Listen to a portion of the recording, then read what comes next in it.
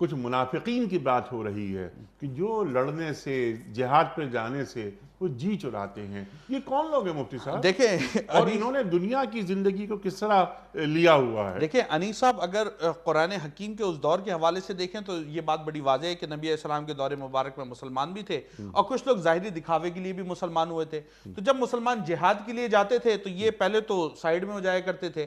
مسلمانوں کو اگر کوئی تکلیف پہنچتی، گزند پہنچتی، کوئی شہید وغیرہ ہوتے تو یہ کہتے الحمدللہ ہم تو نہیں گئے، اس لیے ہم سیف سائیڈ پہ آ گئے. اور اگر کوئی نفع پہنچتا تو ان کو اس پر دکھ نہیں ہوتا تھا، یا یہ نہیں ہوتا تھا کہ ہم مسلمانوں کے ساتھ نہیں تھے. دکھ اس بات کا ہوتا تھا کہ مال غنیمت ہمیں نہیں ملا. یہ ہے اس دور کی بات. لیکن لمحہ موجود بڑا غور طلب ہے. ڈاکٹر صاحب نے بڑی خوبصورت بات کی ہے کہ کچھ لوگ ایسے ہیں ان کو جلن ہے. آپ ان کے سامنے پاکستان کی تعریف کریں تو ان کو تکلیف ہوتی ہے.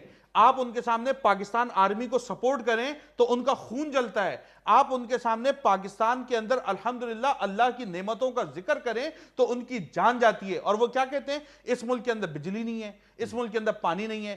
ہماری قوم کو ذہنی طور کے اوپر مایوسی کا شکار کرنے کی کوششیں کرتے ہیں. یہ وہ منافق گروہ ہے، یہ وہ لبرلز کا منافق گروہ ہے جو ٹی وی کے اوپر بیٹھ کر جب پاکستان کو کوئی نفع پہنچتا ہے تو یہ بغلے جھانکتے رہتے ہیں اور ایسی باتیں کرتے ہوئے ہمیں نظر آتے ہیں کہ نہیں یہ تو ہو گیا، لیکن آپ ان پہلوؤں پر بھی نظر کریں. اور جیسے ہی پاکستان کو کوئی تکلیف پہنچتی ہے وہاں چڑھ چڑھ کے آتے ہیں کہ ہم نے کہا تو تھا اس ملک کے اندر کوئی خیر نہیں ہے، اس ملک کے اندر کوئی بھلائی نہیں ہے. انیق صاحب، یہی وہ منافقوں کا گروہ ہے جو اس وقت موجود تھا. یہی وہ منافقوں کا گروہ ہے جو سیکولر اور لبرل کے نام پر آج بھی موجود ہے اور مسلمان قوم کی پیٹ میں چھرا گھونپنے کی کوشش کرتا ہے. لیکن الحمدللہ خذو حذرکم، جو قرآن کے اندر آج کی اس پروگرام کی پہلی آیت میں ہم نے ذکر کیا، مسلمان ہوشیار تھے، مسلمان ہوشیار ہیں. الحمدللہ ہم فکری طور پر بھی ان کا انکاؤنٹر کر رہے ہیں، الحمدللہ نظریاتی طور پر بھی انکاؤنٹر کر رہے ہیں. اور جب جسمانی طور پر وقت آئے گا تو الحمدللہ ہماری آرمی بھی تیار ہے، ہمارے لوگ بھی تیار ہیں. ہم انشاءاللہ وہ انکاؤنٹر کر کے بھی ان کو سبق اچھی طریقے سے سکھاتے چلے جائیں گے. سبحان اللہ.